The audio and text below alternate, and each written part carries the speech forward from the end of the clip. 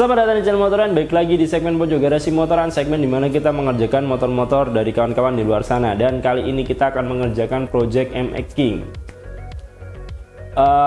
Sebenarnya bukan kali ini, tapi beberapa bulan yang lalu kita sudah mengerjakan project MX King. Hanya saja footage-nya baru ketemu beberapa waktu yang lalu.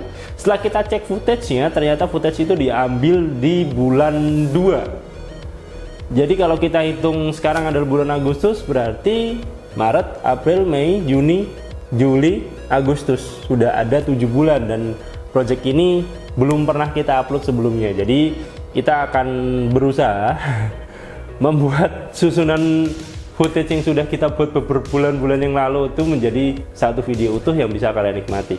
Jadi motor ini adalah milik Mas Dedi, salah satu teman kita, dan ingin di bore up dengan diameter 62. Kebetulan beliaunya juga sudah bawa blok pistonnya sendiri, terus ada beberapa part yang kita request. Untuk prosesnya seperti apa, kita langsung saja.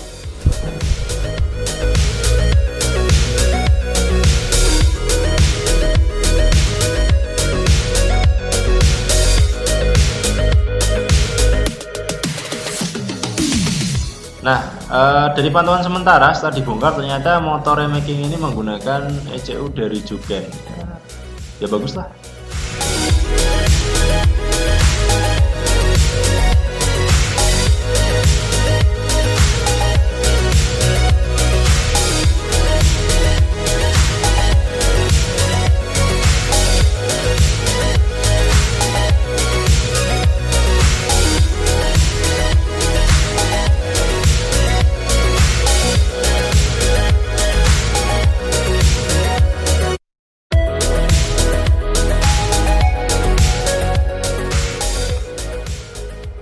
Setelah kita melepas magnetnya, dan ternyata magnet ini jauh lebih berat daripada magnet bawaan dari MX lama atau Old Jupiter MX. Magnet ini mirip banget dengan magnet New Jupiter MX, bobotnya kayaknya mirip. Mungkin karena bagian belakangnya ini, jadi sama-sama punya piringan bagian belakang yang sangat besar. Nah, rencananya ini magnet akan kita peringan, jadi kita akan langsung ke tahapan bubut. Untuk memastikan bobotnya berapa, langsung kita ambilkan timbangan saja, terus nanti kita timbang beratnya berapa dari magnet standar MX King ini. Dan ternyata bobotnya adalah 1,9 kg. Nah, sekarang kita akan lihat setelah dibubut dia nanti jadi berapa.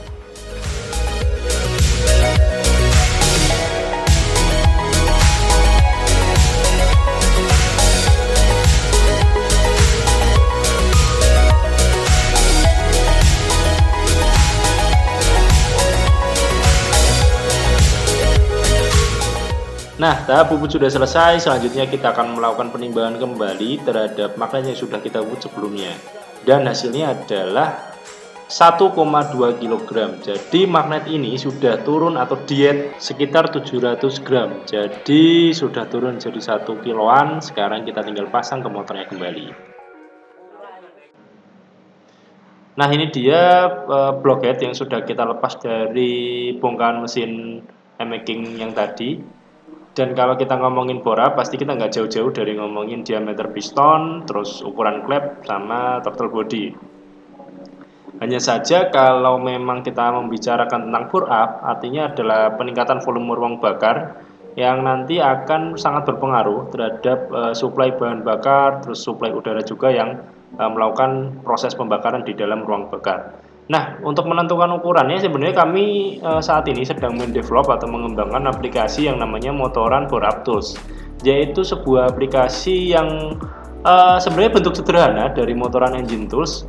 Hanya saja kalau ditaruh dirasa aplikasi Motoran Engine Tools itu terlalu rumit, maka ini adalah aplikasi yang sangat sederhana yang digunakan khusus untuk menghitung kebutuhan dari mesin-mesin bore up. Karena mesin bore up biasanya berkisar antara 3 bagian ini, yaitu blok mesin, klep, kemudian suplai bahan bakar yaitu throttle body. Kalau di motor injeksi adalah throttle body dan injektor, kalau di motor karbu adalah karburator. Oke, contohnya saja kita untuk mesin kali ini yaitu mesin MX King. Kali ini kita akan coba menghitung emaking yang sedang kita kerjakan. Asumsikanlah cc-nya adalah 180, ya 177 lah dibulatkan ya dari 180. Dengan begitu akan diketahui bahwa diameter pistonnya adalah 62, sekian. Nah, selanjutnya masuk ke bagian klep. Dalam proses perhitungan klep kita akan disuruh masukkan airspeed index. Nah, ini adalah di sebelah kanan sebenarnya ada beberapa panduannya untuk pilihan airspeed index. Nah, karena mesin ini sebenarnya kita acuannya adalah rencananya adalah street performance, jadi kita akan setel airspeed indexnya di angka 25 saja. Sedangkan untuk angka konstanta exhaust rencana kita akan memberikan nilai sebesar 85%. Nah, kita coba inputkan aja untuk konstanta exhaustnya 85%. Maka kita dapati diameter klepnya adalah di sini tertulis 23,3 dan 19,8. Artinya di sini kalau dibulatkan kita bisa menggunakan klep ukuran 23-20. Nah, untuk lift angkatan klep ya, yang nanti akan digunakan nanti menyesuaikan saja.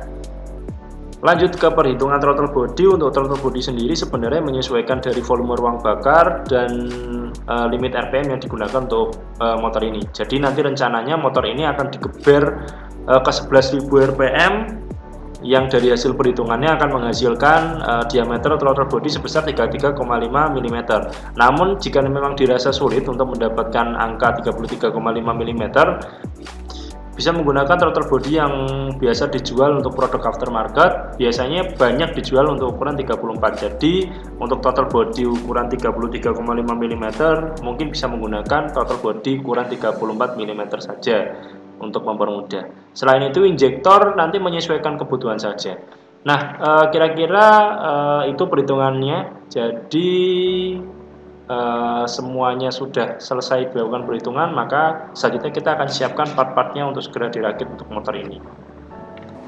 Lanjut ke part yang pertama, yaitu blok dan piston. Bisa kalian lihat sendiri, nanti bloknya kita akan ganti ke diameter 52. Dan ini kalau kita bandingkan dengan blok standarnya, yaitu berdiameter 57. Nah, rencana nanti kita akan ganti ke piston yang bertipe low compression, karena memang motor ini diharapkan memiliki durability atau ketahanan yang lebih awet daripada jika kita menggunakan piston dengan high dome atau kompresi tinggi. Lanjut ke part selanjutnya yang tadi sebelumnya sudah kita lakukan perhitungan, yaitu klep. Ini adalah standar dari emaking dengan diameter klep 1917 yang akan kita ganti ke diameter klep 2320 seperti hasil perhitungan sebelumnya. Nah, ini adalah head standar yang sudah kita modifikasi dan kita lakukan porting polish juga. Head ini sebenarnya dipesan sebelumnya agar agar nanti proses perakitan motor tidak memakan waktu yang lama. Jadi motor nggak dongkrok di garasi terlalu lama. Ini hasil portingnya, ya kira-kira nanti seperti inilah head yang akan dipakai. Next ke part selanjutnya. Part selanjutnya yang kita upgrade adalah bagian dari throttle body-nya. Nah, untuk throttle body ini sendiri alternatifnya adalah dilakukan reamer untuk memperbesar diameter dari throttle body itu sendiri. Namun karena kita sudah melakukan perhitungan dari kalkulator dan ternyata throttle body ini memiliki diameter 29 dan nanti rencananya ke 34 itu cukup jauh ngelompatnya, yaitu sekitar 5 mm. Akhirnya kita memutuskan untuk menggantinya dengan produk aftermarket dan dengan ukuran yang telah dihasilkan oleh kalkulator sebelumnya, yaitu di diameter 34. Nah, untuk melengkapi part-part yang tadi sudah kita sebutkan, kita akan mengganti per klepnya juga dengan tipe kompetisi B dari motoran, yaitu yang mampu handle 15.000 RPM. Selain itu kita akan mengganti noken asnya juga dari noken as motoran juga, kemudian gigi sentrik adjustable dan retainer shim agar klepnya awet dan tidak mudah jeber.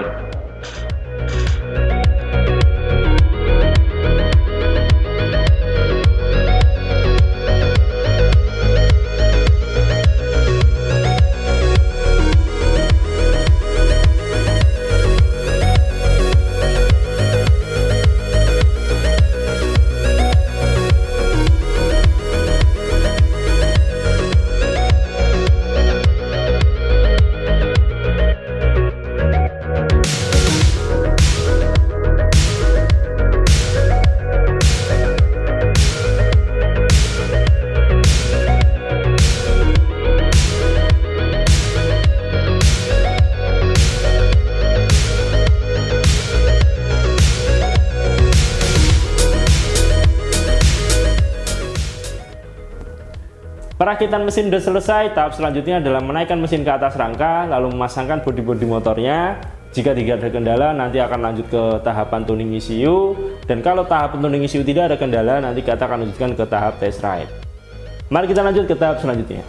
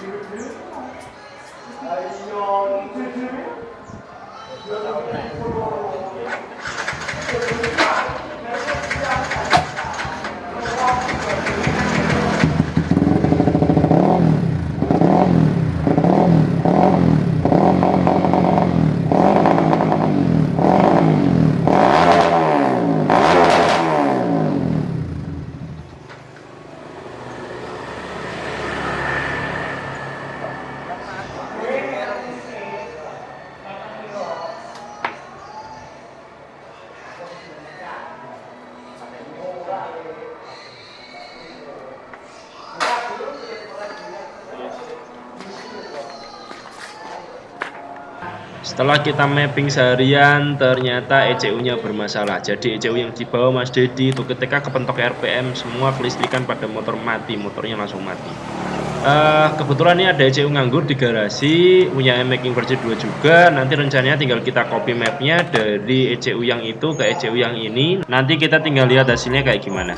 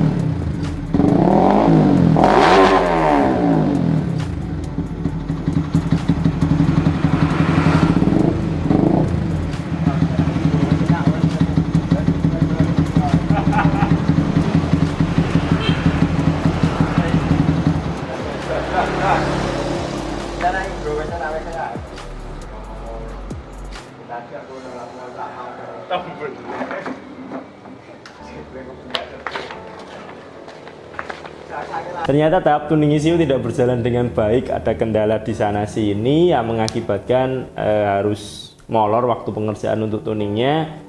Dan memang kebetulan kita punya stok ECU cadangan di garasi untuk M-Making versi 2. Karena soket ECU-nya beda ya, kalau M-Making versi 1 dan M-Making versi 2. Kebetulan kita di garasi ada stok, kita pasang ke tempatnya Mas Dedi, ke motor M-Making yang sudah kita kerjakan. Terus kemudian kita copy mappingan ya dari ECU yang sudah kita mapping yang setiap sampai ke limiter meledak itu, kemudian di copy ke ECU yang satunya lagi, plug full 100% sama semua, dan nggak ada kendala dan ternyata baik-baik aja. Jadi ternyata kita ada masalah di ECU-nya. Saran buat teman-teman kalau mau beli ECU jangan lupa ditanyakan garansinya, karena kalau kejadian kayak gini nanti bisa diklaim garansinya. Kebetulan ini ECU yang punya Mas Dedi masih ada garansinya, jadi nanti akan langsung diklaim sama distributor.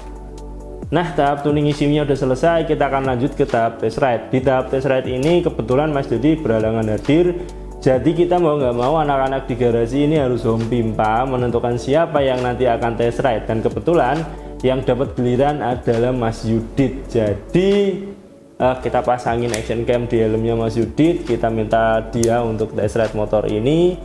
Lalu bagaimana performa motor ini, mengingat meskipun dia memiliki piston berukuran 62, namun memang pistonnya adalah low compression. Untuk performanya ini dia.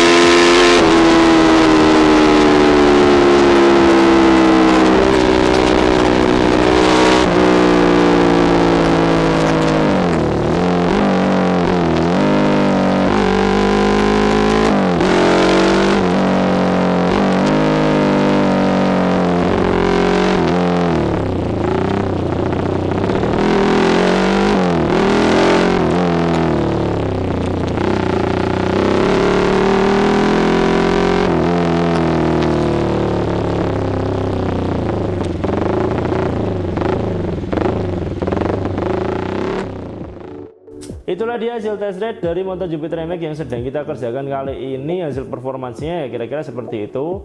Dan kita memang lebih cenderung memprioritaskan untuk durability kendaraan ini, karena kendaraan ini memang digunakan untuk harian dan digunakan untuk berangkat kerja. Makasih buat kawan-kawan yang udah ngikutin project ini dari awal. Dan jangan lupa ikuti project-project motoran selanjutnya. Salam motoran.